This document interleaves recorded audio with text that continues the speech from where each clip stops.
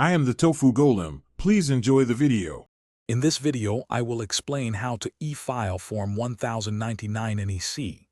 First, identify if you paid non-employee compensation of $600 or more to any single person or entity.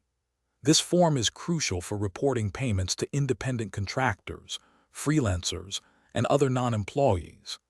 E-filing offers accuracy and efficiency, reducing common errors associated with paper forms. We'll cover the essential steps to ensure your filing is correct and timely, avoiding potential penalties. Before you begin, gather all required information for each payee, including their name, address, and taxpayer identification number or TIN. Accuracy here is paramount to avoid rejections. Next, select an IRS-approved e-filing platform. Many options exist, offering various features and pricing. These platforms guide you through data entry and ensure compliance with IRS specifications. Double-check all figures, especially compensation amounts, before proceeding to the next stage. Once your platform is chosen, you'll enter the payer's information, followed by each payee's details and the non-employee compensation amounts. Pay close attention to Box 7, where non-employee compensation is reported.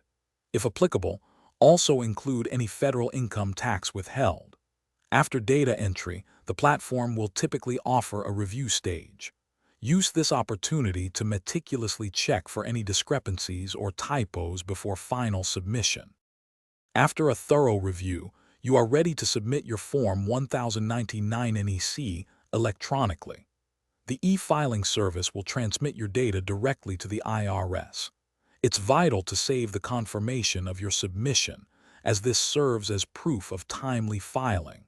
Most platforms provide an immediate confirmation, followed by an IRS acceptance notification within a few days. Remember to check the description for a link to the new Kindle Paperwhite and other great deals. This final step completes your e-filing process, ensuring compliance. Thanks for watching.